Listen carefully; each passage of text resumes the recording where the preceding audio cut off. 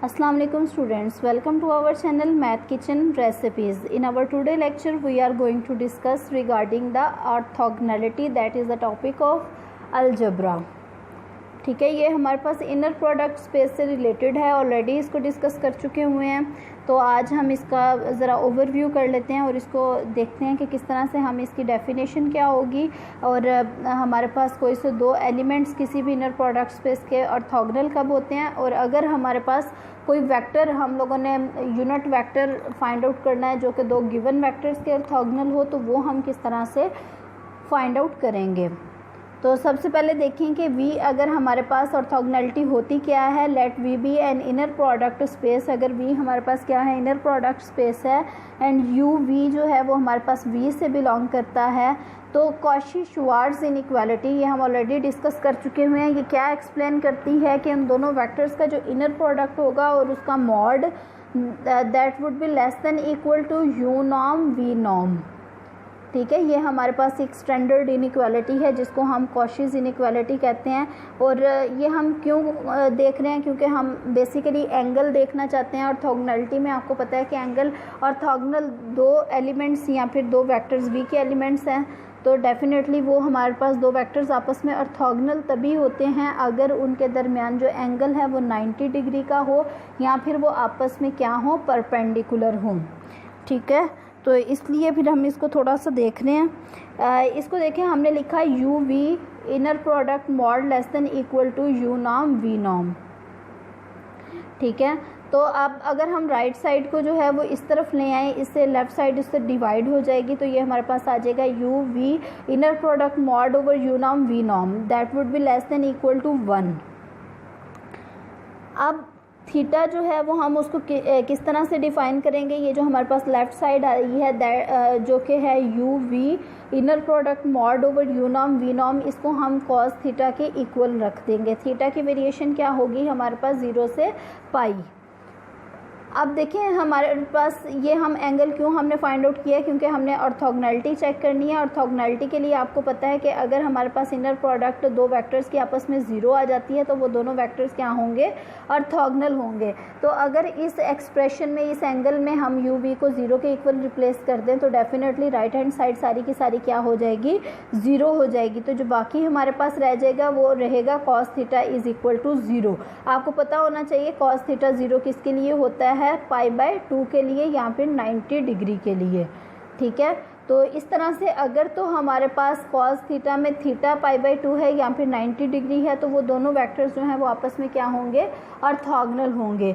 Secondly, अगर आपके पास दो वेक्टर्स हैं, उनके इनर प्रोडक्ट स्पेस के दो एलिमेंट्स हैं, मींस यू और वी दो वेक्टर्स हैं, अगर उनका इनर प्रोडक्ट 0 आ जाता है तो तब भी वो क्या होंगे, ऑर्थोगोनल होंगे।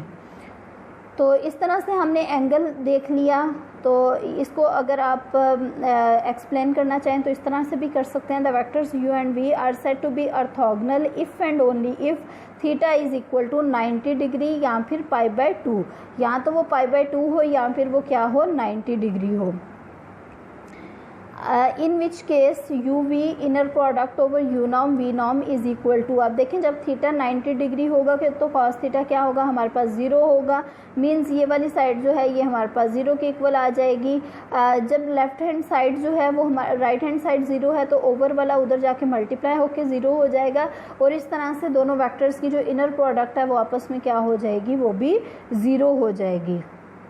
ठीक है, so U V are orthogonal if and only if U we inner product is equal to 0। यहाँ पे जो है वो ऑर्थोगोनैलिटी की दो कंडीशंस आई हैं हमारे पास। पहली बात तो ये हमारे पास थीटा 90 डिग्री का हो। सेकेंडली, अगर हमारे पास दो वेक्टर्स हैं तो उनका इनर प्रोडक्ट क्या हो, 0 हो। If U is orthogonal to V then we write this, ये हमारे पास परपेंडिकुलर का साइन होता है, हम ये भी लिख सकते हैं। ठीक है, नेक्स्ट हम इसके एक एग्जांपल देखते हैं कि अगर एग्जांपल तो नहीं, आप इसको कह सकते हैं, रिमार्क कह सकते हैं। If u is orthogonal to v then every scalar multiple of u is also orthogonal to v। ये हमारे पास एक छोटा सा रिमार्क है कि अगर u जो है वो v के ऑर्थोगोनल होगा तो उसका कोई भी अगर हम स्केलर मल्टीपल लेते हैं तो वो भी हमारे पास उसके क्या होगा, ऑर्थोगोनल ही होगा। ठीक है, इफ़ यू वी, अब देखें ये इसको प्रूव करना बहुत ही आसान है। पहली कंडीशन हमारे पास गिवन है कि यू वी का इनर प्रोडक्ट आपस में 0 है क्योंकि ये ऑर्थोगोनल है। अब हमने स्केलर मल्टीपल की बात करनी है कि स्केलर मल्टीपल अगर हम कोई सा के लेते हैं, के यू कॉमा वी, के जो है वो हमारे पास स्केलर है, इसको हम बाहर भी रख सकते हैं। तो ये हमारे पास u we inner product 0 already given है, तो इस तरह से ये सारा 0 हो जाएगा। यही हमने शो करना था। नेक्स्ट एक और एग्जांपल है, ये अक्सर पूछी जाती है, इंटरेस्टिंग से एग्जांपल है। Find a unit vector orthogonal to both 1,1,2 और सेकेंड वेक्टर जो है वो 0,1,3 in R cube. R cube की बात हो रही है, तो यूनिट वेक्टर जो हम लोगों ने फाइंड आउट करना है जो कि ऑर्थोगोनल है दोनों के, वो हम ले सकते हैं एक्स, वाई और जी। अब देखिए हमारे पास गिवन कंडीशंस क्या हैं कि ये एक ऐसा वेक्टर है, इसमें हमने फाइंड आउट करना है एक्स, वाई और जी तीनों की वैल्यूज़ फाइंड आउट करनी है। ये हमारे पास गिवन कंडीशंस जो हैं ये हैं कि ये एक ऐसा वेक्टर है जो 1, 1, 2 और 0, 1, 3 दोनों के क्या है, ऑर्थोगोनल है। इट मीन्स इस वेक्टर का अगर हम पहले वेक्टर के साथ इनर प्रोडक्ट लें तो वो क्या होगा, 0 के इक्वल होगा, और अगर हम दूसरे वेक्टर के साथ इनर प्रोडक्ट लें तो वो भी 0 के इक्वल होगा। Let X, Y, Z belongs to R cube. R cube की बात हो रही है तो डेफिनेटली ट्रिपलेट ही होगा। ये हमारे पास यूनिट वेक्टर, ये हमने एक वेक्टर लिया है जो कि ऑर्थोगोनल है गिवन वेक्टर्स के। सिंस एक्स, वाई, जी अगर ये गिवन वेक्टर्स के ऑर्थोगोनल है तो पहले वेक्टर के साथ इसके जो है इनर प्रोडक्ट वो 0 के इक्वल होगी। अब देखिए इनर प्रोडक्ट को एक्सपेंड करने का वे आप ऑलरेडी पढ़ चुके हुए हैं, एक दफ़ा मैं रिवाइज करवा देती हूँ कि अगर हमारे पास एक्स, वाई, जी एक वेक्टर है, दूसरा वेक्टर x1, y1, z1 है, इनकी अगर हम इनर प्रोडक्ट की बात करें तो ये हमारे पास इसके सारे के सारे जो कंपोनेंट्स हैं वो आपस में मल्टीप्लाई होके ऐड हो जाते हैं। तो इसको हम लिख सकते हैं x into x1 plus y into y1 plus z into z1, ये हमारे पास इसके इक्वल आ जाएगा। सेम इसी पैटर्न पे इसको हमने किया है कि x को 1 से मल्टीप्लाई किया x आ जाएगा, y को 1 से मल्टीप्लाई किया y आ गया, और z को 2 से मल्टीप्लाई किया 2z इज इक्वल टू 0। अब अगेन हमारे पास यही वेक्टर जो है वो ऑर्थोगोनल है 0, 1 और 3 पे। इसके साथ हम इसका इनर प्रोडक्ट लेंगे, x को 0 से मल्टीप्लाई किया x वैनिश हो जाएगा, y को 1 से करेंगे तो y आ जाएगा, प्लस z को 3 से करेंगे तो 3z is equal to 0। It means हमारे पास y किसके इक्वल आ गया, -3z के इक्वल। अब इसको हम इक्वेशन नंबर 1 में रिप्लेस कर सकते हैं क्योंकि हमारा टारगेट ये है कि हमने एक्स, वाई और जी की वैल्यूज़ फाइंड आउट करनी है। इसमें हम ये भी कर सकते हैं कि सारे वेक्टर्स को किसी एक ही सारे वेरिएबल्स को किसी एक ही वेरिएबल के इन टर्म्स में लिख दें तो तब भी हमारे पास सोल्यूशन आ जाएगा, या फिर हम उसको किसी एक वेरिएबल में कन्वर्ट कर दें, या तो हमारे पास सारे ही एक्स की वैल्यू भी इन टर्म ऑफ जी आ जाए, वाई की वैल्यू भी इन टर्म्स ऑफ जी आ जाए, जेड इटसेल्फ जेड है, तो इस तरह से हम उसको कॉमन लेके तो हमारे पास रिक्वायर्ड वेक्टर आ जाएगा। इसी टेक्निक को हम फॉलो कर रहे हैं। Put y is equal to -3z in equation number 1। Equation number 1 पीछे हमने देखी है, उसमें हमने y is equal to -3z replace किया, इसको सिंप्लीफाई किया तो हमारे पास आंसर क्या आ गया, x is equal to z आ गया। इस तरह से हमारे पास x, y और z तीनों जो है वो क्या आ गए, इन टर्म्स ऑफ z आ गए।